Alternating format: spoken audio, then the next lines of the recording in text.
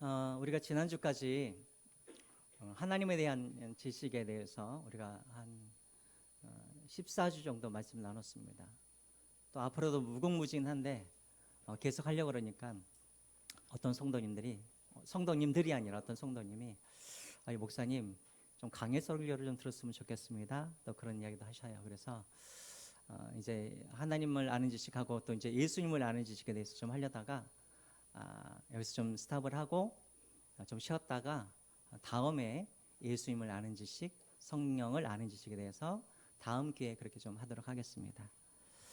오늘부터는 제가 여러분들과 함께 예수님께서 설교를 하셨을 때 복음서에 보면은 비유로 설교하는 게 참 많이 있죠. 그래서 오늘부터는 예수님의 비유 설교에 대해서 우리가 함께 나누며 우리가 같이 은혜를 좀 나누기를 원합니다. 예수님의 비유 설교가 왜 중요한가? 예수님의 비유 설교의 대부분의 주제는 뭐에 관련된 거냐면 하나님의 나라와 관련이 되어 있습니다. 하나님의 나라. 그래서 하나님의 나라가 대체 뭔가? 이게 이제 천국이죠. 하나님의 나라. 여러분, 하나님의 나라는, 천국은 많은 분들이 죽고 난 다음에 들어가는 곳이 천국이라고 생각하지만 예수님께서 그렇게 말씀하지 않으셨죠. 천국은 어디 있다? 너의 마음에 이미 있다라고 말씀하시잖아요. 그럼 하나님의 나라, 천국은 대체 어떤 곳인가? 그 나라는 하나님이 왕이 되시는 나라가 하나님의 나라죠. 그리고 하나님의 왕이 되셔서 하나님의 말씀으로 통치되어지는 모든 그런 영역들이 다 하나님의 나라인 것입니다. 그러니까 예를 들어서 하나님이 내 마음의 왕이 되셔서 내가 내 마음대로 살아가는 것이 아니라 나의 왕 되신 하나님의 말씀의 통참을 받고 내가 살아가고 있다고 한다면 내 마음이 하나님의 나라가 이미 임한 것이죠. 또 우리 가정도 마찬가지입니다. 가정의 주인이, 가정의 왕이 아버지가 아니라, 어머니가 아니라 하나님의 우리의 가정의 왕이 되셔서 모든 각 가정의 구성원들이 하나님의 말씀의 기준에 따라서 하나님의 말씀의 통참을 받고 살아간다고 한다면 이 가정에 뭐가 임한 것입니까? 하나님의 나라가 임하고 그 가정이 천국이 되는 것이죠. 우리 교회도 마찬가지입니다. 그래서 여러분, 예수님은 이 비유를 통하여서 하나님의 나라가 어떻게 이곳에 임하고 또 하나님의 나라의 백성인 우리가 이 세상에서 살아갈 때, 그러니까 하나님이 왕 되심을 부인하고 그리고 세상의 나라에서 살아가는 우리가 이 세상에서 살아갈 때, 하나님의 백성이 세상에서 살아갈 때 어떻게 살아가야 되는지를 우리 예수님이 비유를 통하여서 그것을 말씀해 주고 계신 것이죠. 그래서 여러분, 오늘부터 우리가 비유를 통하여서 하나님의 나라가 어떻게 세워져 가고 또 하나님의 나라의 백성인 우리가 어떻게 이 땅에서 살아가야 되는지 비유를 통하여서 우리가 함께 나누고 은혜를 나눴으면 좋겠습니다. 기대하십시오. 개봉박두? 예, 그렇게 하시고. 자, 그러면 오늘은 이제 그 예수님의 그 비유 설교 중에 시간상으로 봤을 때 가장 먼저 예수님께서 하신 비유가 뭐냐면 오늘 우리가 읽었던 이 씨 뿌리는 자의 비유입니다. 씨 뿌린 자의 비유는 관점에 따라서는 네 가지 밭 비유라고 우리가 할 수가 있는 것이죠. 이 비유는 마태, 마가, 누가 세 복음서에 다 나올 정도로 그렇게 아주 중요한 그런 비유이기 때문에 세 군데에 그렇게 다 나오고 있습니다. 먼저 여러분, 네 가지 비유 우리가 다 알고 계시죠. 농부가 밭에 나아가서 씨를 뿌립니다. 우리나라는 먼저 밭을 기경한 다음에 그 다음에 우리가 씨를 심죠. 그러나 팔레스타인은 좀 다릅니다. 먼저 씨를 먼저 뿌린 다음에 그 다음에 뭐를 할까요? 땅을 기경을 하는 거예요. 그래서 씨가 안으로 그렇게 들어가도록 그렇게 하는 것이죠. 그러니까 여러분, 오늘 농부도 씨를 뿌렸는데 그 씨가 길가로 또 돌밭으로 또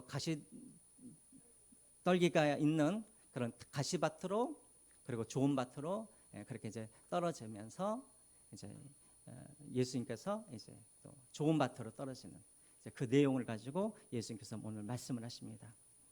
자, 먼저 여러분 저를 한번 보시면 먼저 여기서 씨를 뿌리는 분은 누구일까요? 농부는 누구입니까?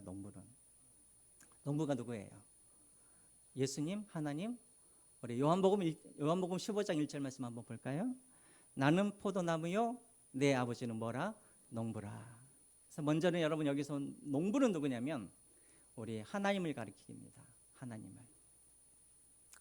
그 다음에 이제 두 번째, 그러면 씨는 뭐겠습니까? 씨가 뭘까요? 씨가 하나님 우리에게 뿌려준 이 씨는 뭘까요? 말씀, 그리고 또 예수 그리스도이죠. 어디서 우리가 알 수 있냐면 요한복음 1장 1절 말씀 한번 볼까요? 태초에 말씀에 계시느니라, 이 말씀이 하나님과 함께 계셨으니 이 말씀은 곧 뭐라고요? 하나님이시니라. 말씀이 곧 뭐예요? 하나님이신 거예요. 근데 그 말씀이 요한복음 1장 14절에 보면은 그 말씀이 육신이 되어 어떻게 해요? 우리 가운데 거하심이에요. 이분이 누구란 말이에요? 예수 그리스도란 말이죠. 그러니까 말씀이 누구이신가? 말씀이 하나님이시요, 그 하나님이 육신을 가지고 이 땅에 내려오신 분이 바로 예수 그리스도이신 것이죠. 그래서 성부 하나님이 씨를 뿌리셨는데 그 씨는 바로 말씀이기도 하고 그 씨가 바로 예수 그리스도이기도 한 것이죠. 자, 그러면 여러분 한번 보겠습니다. 저를 한번 보시죠. 자, 하나님께서 씨를 뿌리셨습니다. 예수 그리스도를 우리에게 뿌려주셨어요. 자, 모든 사람들이 다 예수님을 영접하고 다 구원을 받았습니까? 아니죠. 이것도 요한복음 1장에 나와 있는 말씀입니다. 다시 한번 요한복음 1장 한번 보실까요? 예수님께서 예수님이라는 말씀이라는 씨를 뿌렸는데 사람들마다 다 각자 반응이 다른 거예요. 1장 10절에 보시면은 어떤 사람들은 그를 예수님을 알지도 못하였고 깨닫지도 못했다는 거예요. 또 11절에 보면 어떤 사람들은 예수님을 의도적으로 뭐 했어요? 거부하고 영접을 하지 않는 사람들도 있었어요. 또 12절에 보면 또 어떤 사람들은 또 예수님을 알아보고 예수님을 영접하여서 하나님의 자녀가 되는 사람들도 있었단 말이죠. 그러니까 여러분, 하나님이 예수 그리스도를 씨로 이렇게 뿌리셨는데 각 사람들마다 그 반응들이 다 달랐다라는 거예요. 그럼 여러분, 왜 그랬을까요? 왜? 뭐가 문제입니까? 씨를 뿌린 농부가 문제가 있습니까? 아니면 그 씨가 문제가 있습니까?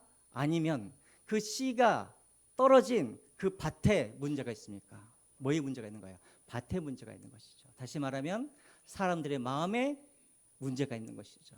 그래서 어떤 사람들의 마음은 밭은 열매를 맺기도 하고 어떤 사람들의 마음은 밭은 열매를 맺지 못하고 그렇게 씨가 그냥 사라져버리는 그런 것들을 보게 되어지죠. 오늘 예수님께서 바로 오늘 이 네 가지 밭에 비유를 하신 이유가 무엇이냐면 바로 이것을 설명하시기 위함인 거예요. 왜 어떤 사람들은 같은 복음을 듣고 같은 예수 그리스도를 그들이 만났음에도 불구하고 왜 어떤 사람들은 예수 그리스도를 믿기도 하고 어떤 사람들은 깨닫지도 못하고 또 어떤 사람들은 그 예수 그리스도를 거부하기도 하는가?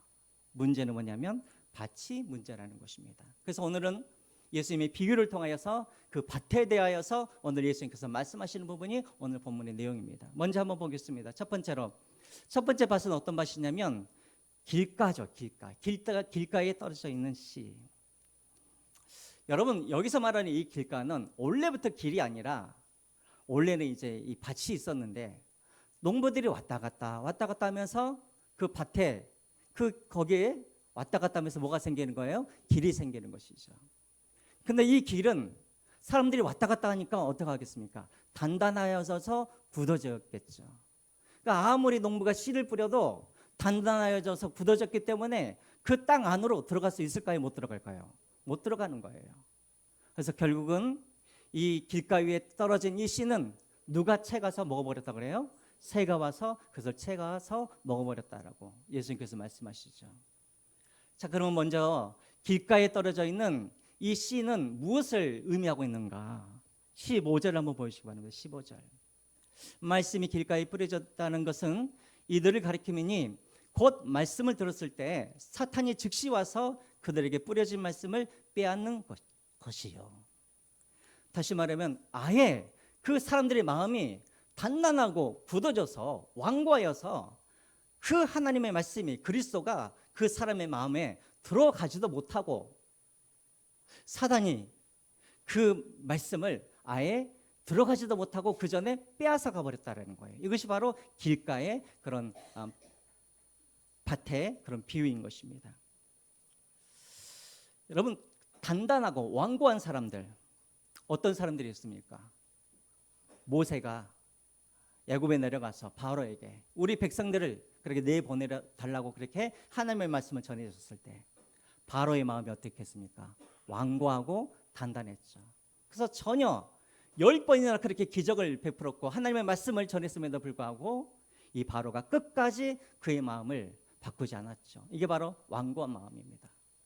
또 완고한 마음이 어떤 마음입니까? 구약시대에 보면 하나님이 계속해서 선지자들을 하나님께서 보내셔서 이스라엘 백성들이 회개하도록 그렇게 하셨는데 그들이 완고한 마음 때문에, 단단한 마음 때문에 그들이 결국은 회개하지 못하고 어떻게 됐어요?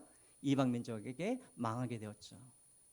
예수님 시대도 마찬가지입니다. 예수님 시대에도 예수님께서 말씀을 전해주셨을 때 당시의 종교 지도자들이 완고한 마음이 있어서 예수님의 말씀을 들으려 하지도 않고 계속해서 예수님을 미워하고 예수님을 대적하고, 이것이 바로 완고한 마음인 것이죠.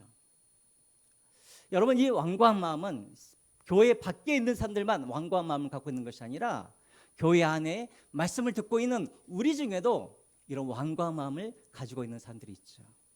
지금 이 자리에 나와 있기는 하지만 하나님의 말씀을 들으려 하지도 않고 계속해서 딴 생각을 하고 몸은 나와 있지만 영적으로 잠을 자고 있는 그런 사람들, 그런 사람들의 마음이 길가와 같은 그런 마음인 것이죠.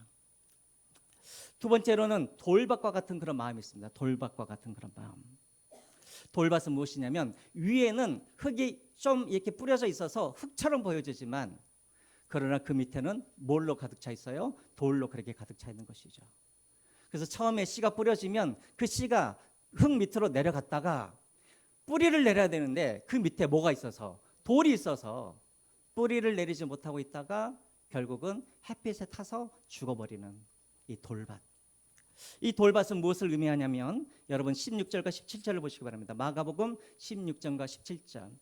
또 이와 같이 돌밭에 뿌려졌다라는 것은 이들을 가리킴이니 곧 말씀을 들을 때 즉시 무엇으로 받으나, 여러분 여기 중요합니다. 기쁨으로 받았대요. 기쁨으로. 근데 17절에 보시면은 그 속에 뿌리가 없어 잠깐 견디다가 말씀을 인하여 환난이나 박해가 일어날 때에는 곧 넘어지는 자요. 그러니까 돌밭과 같은 사람들은 어떤 사람들이냐면 하나님의 말씀을 들었을 때 처음에는 기쁨으로 그 말씀을 받아요. 그러면서 아멘 아멘 하면서 은혜도 받아요. 근데 문제는 뭐냐면 그 삶 속에서 고난이 오거나 환난이 왔을 때 사람들이 이런단 말이에요.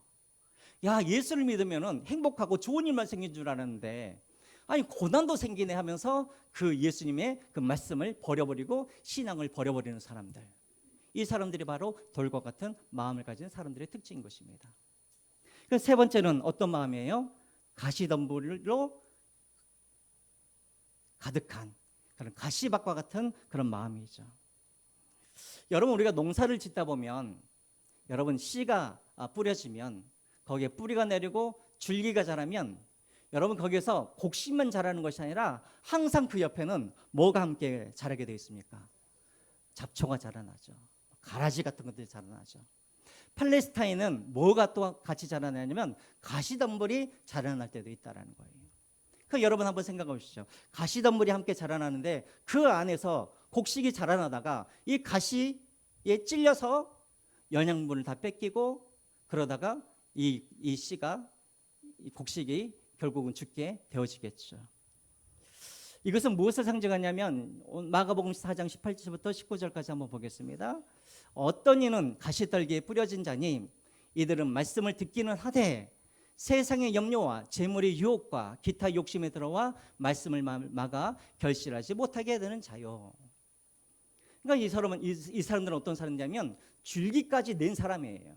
이 말은 무슨 말이냐면 하나님의 말씀도 들었어요. 또 하나님의 말씀으로 은혜도 받았어요. 뿐만 아니라 그 말씀들이 그 안에서 자라나기 시작했단 말이에요.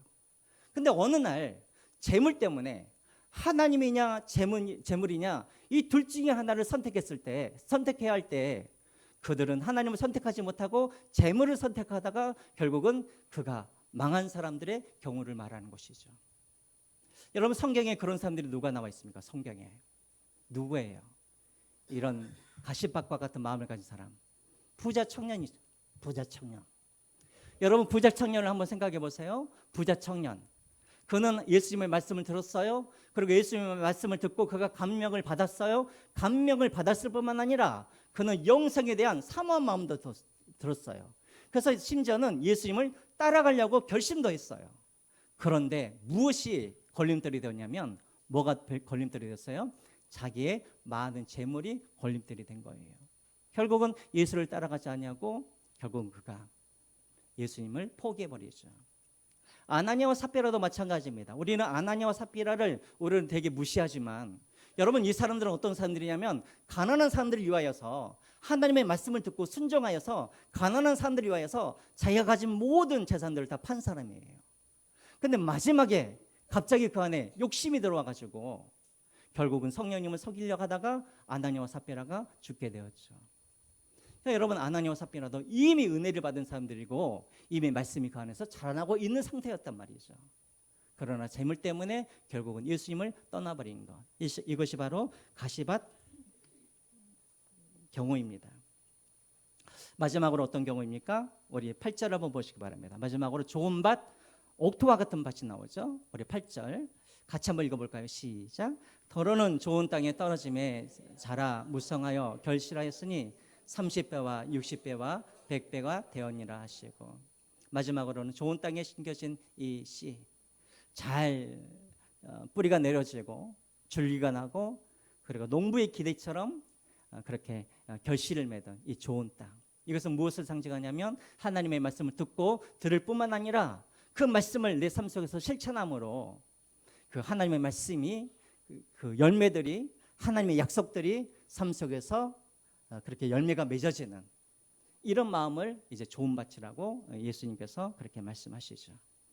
자, 여러분 여기까지가 오늘 예수님께서 말씀하시는 네 가지의 돌밭 비유인 것입니다.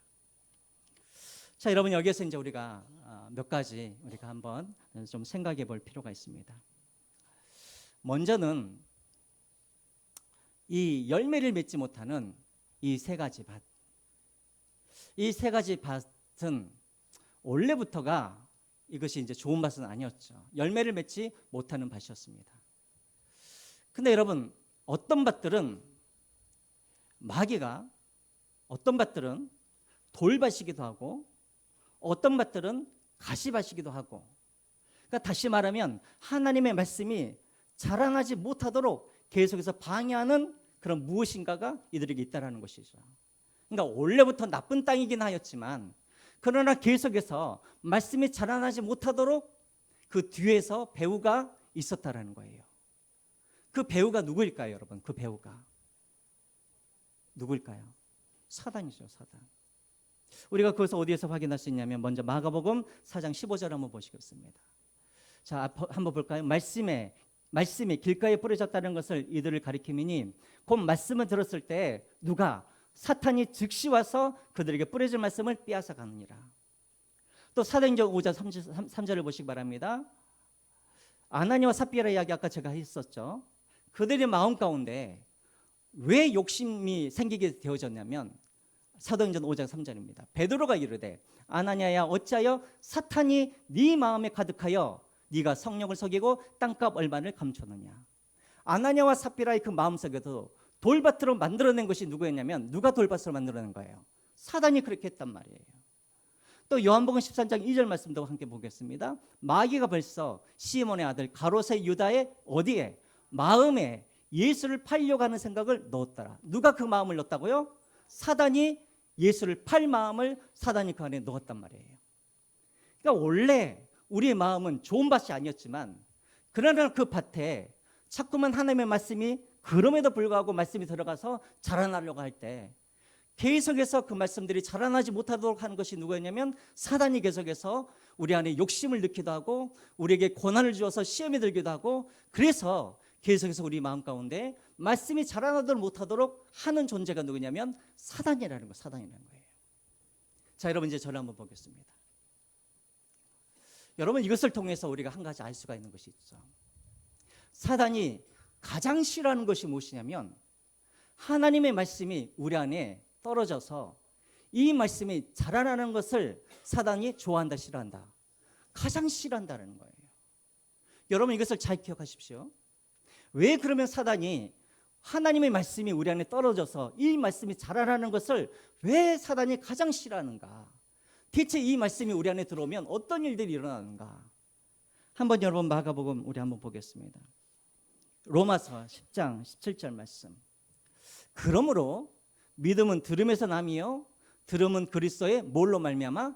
말씀으로 말미암입니다. 다시 말하면 말씀이 들어오면 우리 안에 뭐가 생기기 시작하냐면 뭐가 생기기 시작해요? 믿음이 생기기 시작한단 말이에요. 또 베드로전서 1장 23절을 보십시오. 너희가 거듭난 것은 썩어질 씨로 된 것이 아니요 썩지 아니할 씨로 된 것이니 살아있고 항상 있는 무엇으로? 하나님의 말씀으로 되었느니라. 다시 말하면 우리가 거듭나서 하나님의 자녀가 된 것은 무엇이냐면 하나님의 말씀이 우리 안에 들어와서 이것이 들어와서 믿음이 생기게 되어지고 그 믿음이 우리를 거듭나게 하여서 하나님의 자녀로 삼아 주었단 말이에요.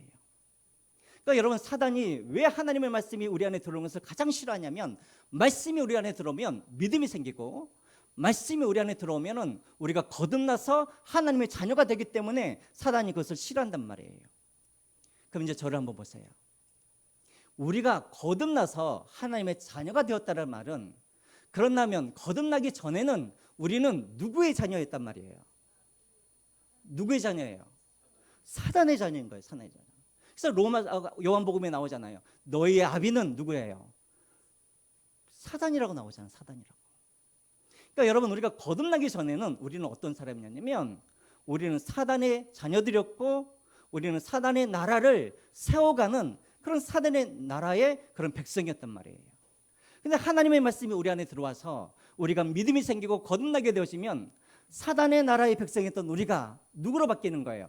하나님의 나라의 백성으로 바뀌는 거예요. 그럼 여러분 한번 생각해 보세요. 사단의 나라였던 사람이 하나님 나라의 사람으로 바뀌어지면 사단의 나라의 인구가 어떻게 되겠습니까? 계속해서 뭐하게 되겠어요? 줄어드는 거예요. 그럼 사단의 나라의 인구가 계속해서 줄어들면 사단의 나라는 어떻게 되겠습니까? 마지막에는 결국은 망하게 되는 거예요.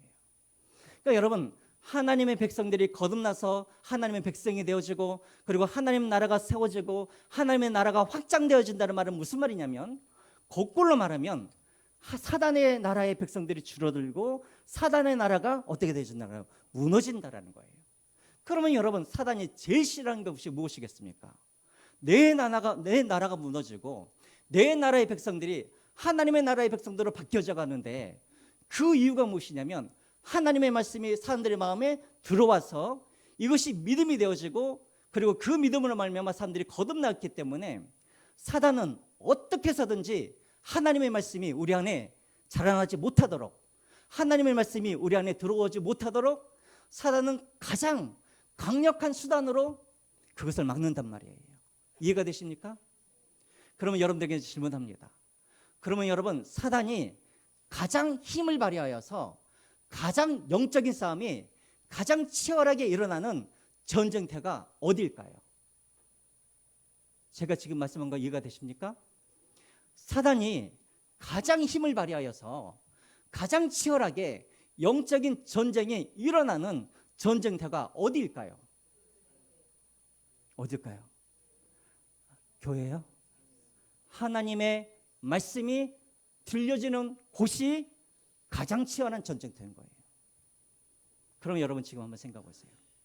지금 이 순간 하나님의 말씀이 지금 이곳에 선포되어지고 있죠.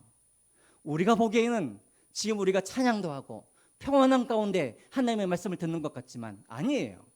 지금도 사단은 계속해서 여러분들이 마음 가운데 들어와서 계속해서 여러분들에게 염려도 집어넣어주고 계속해서 여러분들에게 욕심을 부어주고 계속해서 여러분들을 하여금 영적인 잠을 자게 하여서 어떻게 해서든지 하나님의 말씀이 내 안에 들어오지 못하도록 어떻게 해서든지 하나님의 말씀이 내 안에 자라나지 못하도록 지금 이 순간에도 치열하게 전쟁이 일어나고 있는 것이 어딘가 바로 이 자리란 말이에요. 이 자리.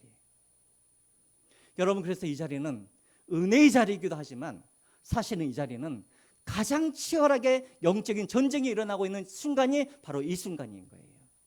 그러면 여러분들이 예배 시간에 여러분들이 참여할 때, 하나님의 말씀을 들을 때 여러분들이 왜 기도하면서, 왜 여러분들이 깨어서 이 말씀을 여러분들이 들어야 되냐면, 여러분들이 깨어있지 않으면, 여러분들이 기도하지 않으면 바로 이 순간이 바로 여러분들이 사단의 그런 전쟁에서 여러분들이 지고, 그리고 여러분들 안에 있는 말씀이 빼앗기는 자리가 어디냐? 바로 오늘 이 시간이기 때문에 그러는 거예요.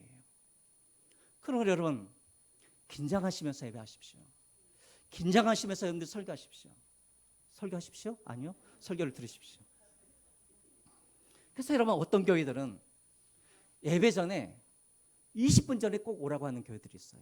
또 어떤 교회는 10분 전에. 왜 그럴까요? 기도하라는 거예요. 이제 예배는 하나님께 영광 돌리고 은혜 받는 시간이기도 하지만, 이 예배 자리가 가장 영적으로 치열한 전쟁이 일어나는 곳이기 때문에 와서 기도로 준비하라는 거예요. 기도로. 그래서 여러분, 어떤 교회는 예배 중에 항상 뭘 세워놓냐면 중보기도팀들을 항상 세워요.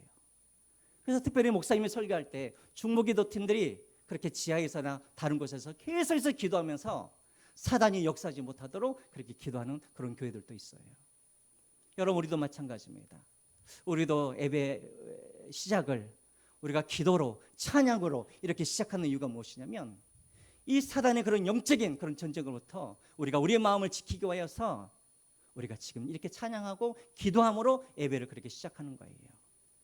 그래서요, 예배에 늦으시면 되겠습니까? 안 되겠습니까? 목사님이 그 이야기 알려주시고 그러는구나. 아니에요. 제가 전에도 한번 이야기를 했는데, 제가 저쪽 교회에 있었을 때 장로님 부인 되신 권사님이세요. 예배를 드리는데 찬양을 할 때까지는 막 열정적으로 찬양을 하세요. 딱 올라가서 설교를 하는 순간부터 갑자기 고개가 떨어지기 시작하더니 계속 잠을 자요. 그래서 제가 처음에는 저분이 피곤하시나 보다 그랬어요. 2년째도 그래요. 3년째도 그래요. 내 설교가 졸려서 그런 건가? 아니요. 누가 와서 설교하든지 설교 전에는 딱 눈을 뜨고 계시는데 단상에서 설교를 하는 순간 갑자기 고개가 뚝 떨어져요.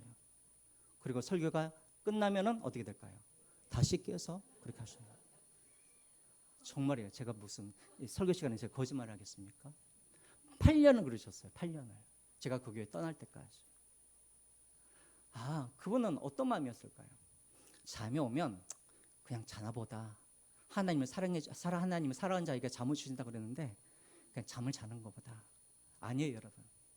지금 여러분들이 설교 시간 때마다 자꾸만 다른 마음이 생기거나, 설교 시간 때마다 졸리거나, 설교 시간 때마다 계속해서 하나님의 말씀 내게 들어와야 되는데 방해하는 그 무엇인가가 있다고 한다면, 지금 여러분들의 마음 가운데 영적인 전쟁들이 일어나고 있는 거예요. 어떻게 하겠습니까? 우리 말씀을 한번 찾아보겠습니다. 베드로전서 5장 8절 말씀 시작. 근신하여 깨어라, 너희 대적마귀가 우는 사자와 같이 두루다니며 삼킬 자를 찾나니. 근신하여 깨어 있으십시오. 지금 자고 있는 분들이 아이고 내 이야기 하나 보다가 깜짝 놀라실 때, 어떻게 깨어 있으란 말인가? 에베소서 6장 8절 말씀 시작. 모든 기도와 간구를 하되 항상 성령 안에서 기도하고 이를 위하여 깨어 구하기를 항상 했으며 여러 성도들 위하여. 그러니까 여러분, 예배 시간에 들어오셨을 때 먼저 하나님 앞에 기도하십시오. 깨어 있으십시오. 그래서 절대로 사단이 여러분들 안에 있는 그런 말씀의 씨를 빼앗가지 못하도록 깨어 있으시기를 주님의 이름으로 부탁드립니다. 기억하십시오. 이 자리가 바로 어떤 자리인가? 가장 치열하게 영적인 전쟁이 일어나는 전투의 현장임을 기억하시고 깨어서 기도하시길 바랍니다. 두 번째로 여러분들에게 한번 퀴즈를 한번 내겠습니다. 퀴즈. 자, 여러분 이제 저를 한번 보세요. 지금 제가 이제 여러분들에게 설교를 하고 있죠. 자, 여러분들 한번 여러분들 스스로 생각해 보세요.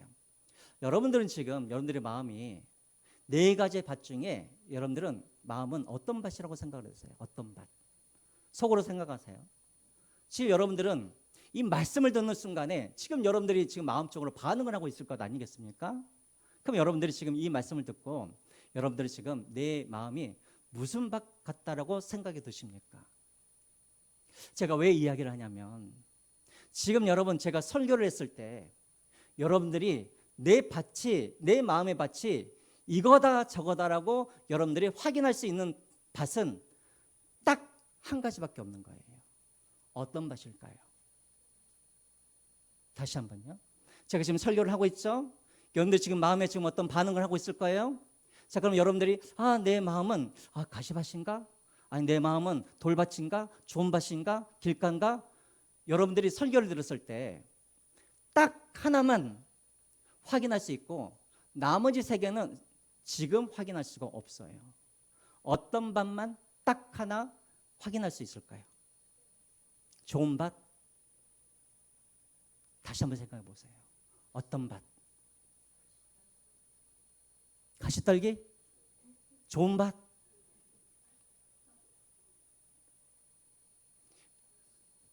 자, 좋은 밭의 특징이 뭐냐면 뭘 맺어요? 제가 지금 설교를 했어요. 이 열매가 지금 맺어져요? 그러면 지금 확인할 수 있어요, 못해요? 그럼 여러분은 아직은 좋은 밭이 아니란 말이에요. 뭐만 확인할 수 있을까? 어떤 밭만? 길가만. 왜 그래요? 길가는 아예 하나님의 말씀이 내 안에 들어와요, 안 들어와요? 안 들어와요. 지금 여러분들이 말씀을 듣는 이 순간에 말씀이 들어오지 아니하고 또 말씀이 자꾸만 거부되어지고 내가 영적으로 잠만 자고 다른 사람 자꾸만 다른 이야기 생각만 들고 그러면 여러분들의 마음밭은 어떤 밭이냐면 길가예요. 나머지는요. 아까도 제가 말씀드렸지만 돌밭 같은 마음도 말씀을 뭘로 받았다 그랬어요? 기쁨으로 받았단 말이에요. 기쁨으로 받았다는 말은 무슨 말이냐면 내가 말씀을 들을 때 아멘 아멘 하고 은혜도 받았단 말이에요. 또 여러분 가시밭도 마찬가지예요. 그것은 씨도 뿌리도 내리고 못도 자라나요? 줄기도 자라날 정도면 어느 정도냐면 아까 부자 청년처럼 말씀을 듣고 말씀에 감명이 되어서 영생에 대한 소망도 있고 예수님을 따라가야겠다라는 이 마음까지도 생긴 마음이에요. 그러면 오늘 이 자리에서 확인할 수 있는 마음은 어떤 마음이냐면 길가의 마음뿐인 거예요. 그러면 내 마음이 가시밭길인지 아니면 내 마음이 돌밭인지 좋은 밭인지는 언제 확인할 수 있을까요? 언제 확인해요? 주일날 확인하는 게 아니에요. 집에 가서 월요일부터 토요일까지 일터에서 가정에서 열매가 맺어지면 내 마음이 좋은 밭이에요.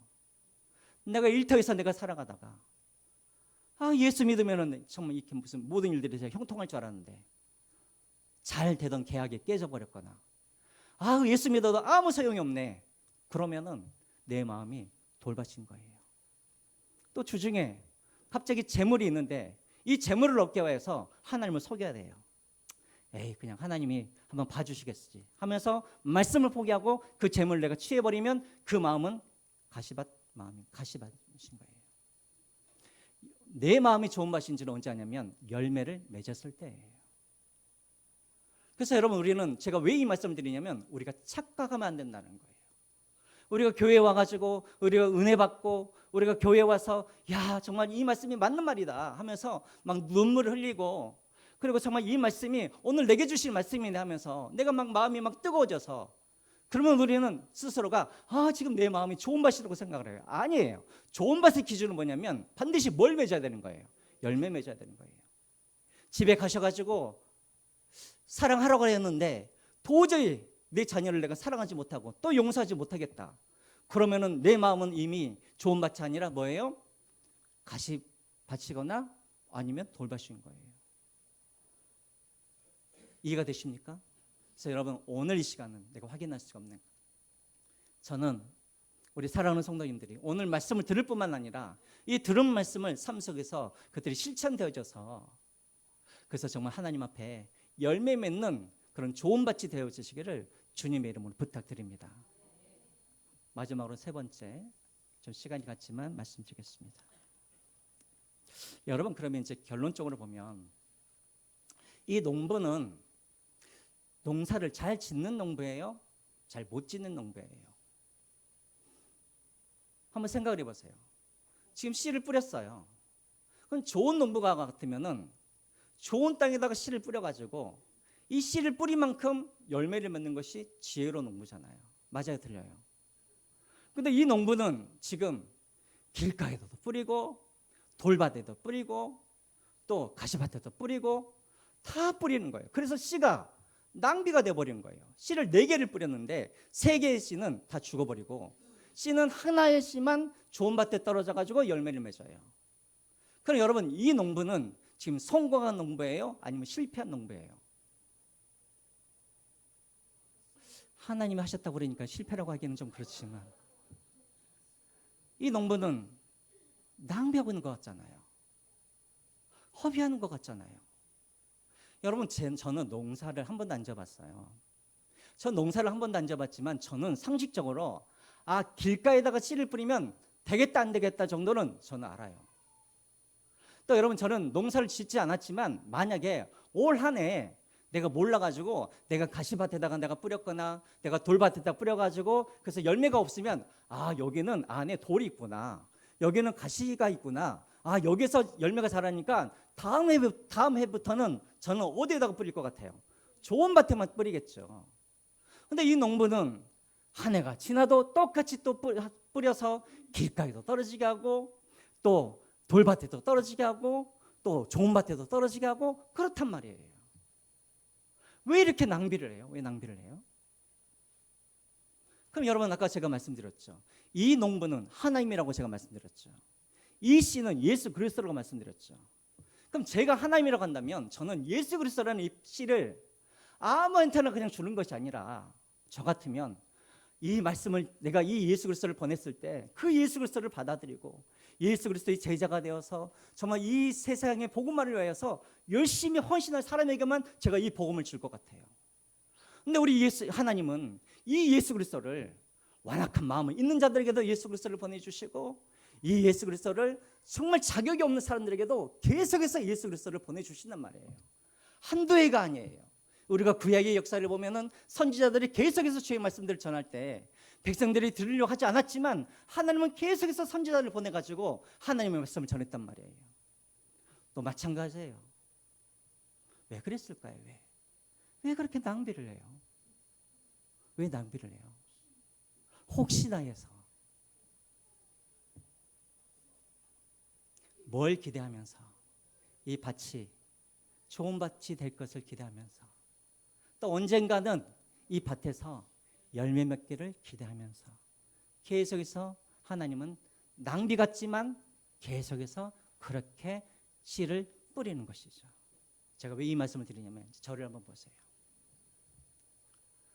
여러분들은 이미 하나님이 예수 그리스도를 여러분들에게 보내주셔가지고 여러분들은 열매를 맺어서 지금 이 자리에 계신 거예요. 물어보겠습니다. 여러분들은 원래부터 좋은 밭이었습니까? 여러분들은 원래부터 그 예수 그리스도라는 그런 씨를 받을 만큼, 뿌림을 받을 만큼 그런 좋은 땅이었습니까? 우리도 똑같죠.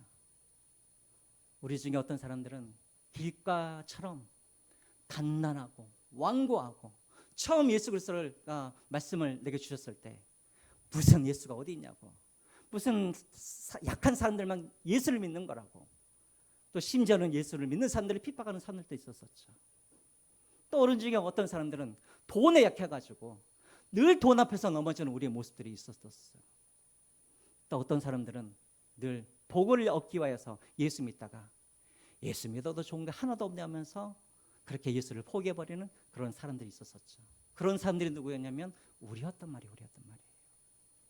그럼에도 불구하고 우리 하나님은 포기하지 아니하시고 내가 길가와 같든지 내가 돌밭과 같든지 내가 가시밭과 같든지 계속해서 우리 하나님은 포기하지 아니하시고 말씀을 내게 주시고 예수 그리스도를 계속해서 우리에게 보내주셔서 결국은 내 마음속에 뭐가 열매가 맺는 좋은 밭으로 해줬단 말이에요.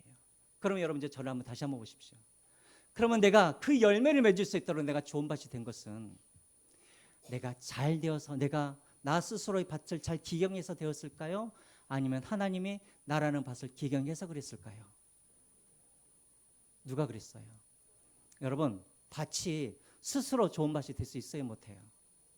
농부가 돌밭이지만 가시밭이지만 계속해서 농부가 돌을 깨고 농부가 계속해서 가시를 계속해서 치우고 그래서 어떻게 해서든지 좋은 밭으로 만들어가지고 거기에서 씨가 나도록 한 것이 있어요. 여러분 고린도전서 우리가 1절 말씀 한번 보겠습니다. 우리가 어떤 사람들이었습니까? 우리가 다 같이 한번 읽어보겠습니다. 시작. 형제들아 너희를 부르심을 보라. 육체를 따라 지혜로운 자가 많지 아니하며 능한 자가 많지 아니하며 문벌 좋은 자가 많지 아니하도다. 다 우리는 어떤 사람들이냐면 지혜롭지도 못하고 다른 사람들에 비해서 문벌도 많지 못하고 다른 사람들에 비해서 가진 것이 없는 우리였지만 하나님은 그럼에도 불구하고 포기하지 아니하시고 좋은 조건을 갖고 있는 사람들만 찾아다니면서 예수 그리스도를 주신 것이 아니라 아무 그런 소망이 없는 우리에게도 계속해서 말씀을 주시고 예수 그리스도를 우리에게 주심으로 말미암아 우리 안에 계속해서 성령 하나님을 주셔서 우리의 마음을 기억하시고 그래서 우리 안에 돌과 같은 마음들을 깨트리기도 하시고 또 우리 안에 그런 가시밭과 같은 마음들을 치우기도 하시고 계속해서 하나님께서 그렇게 열심히 노력하심으로 우리가 열매 맺는 좋은 밭이 되었다라는 것입니다. 믿으십니까?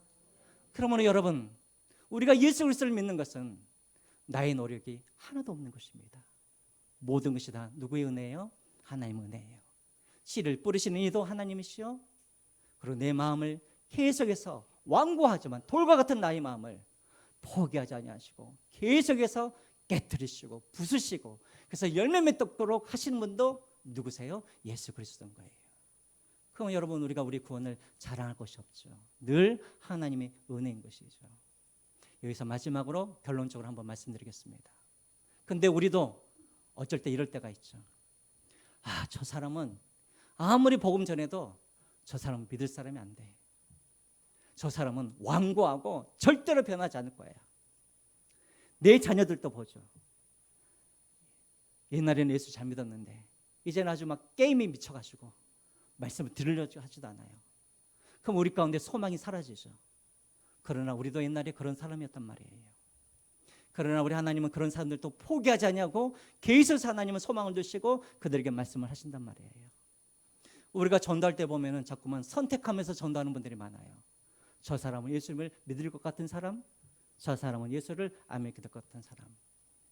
우리 예수님은 그렇게 하지 않았어요. 우리 하나님은 좋은 맛이든지 나쁜 맛이든지 포기하지 않냐고 그렇게 말씀을 전해주셨던 것처럼 우리도 역시 어떤 사람들에게 복음을 전할 때 선입관 갖지 마시고 계속해서 하나님께서 낭비하셨던 것처럼 우리도 우리의 시간과 물질을 낭비하여서 그렇게 예수 그리스도를 전할 수 있는 그래서 열매 맺는 저와 여러분들이 되시기를 주님의 이름으로 부탁드립니다.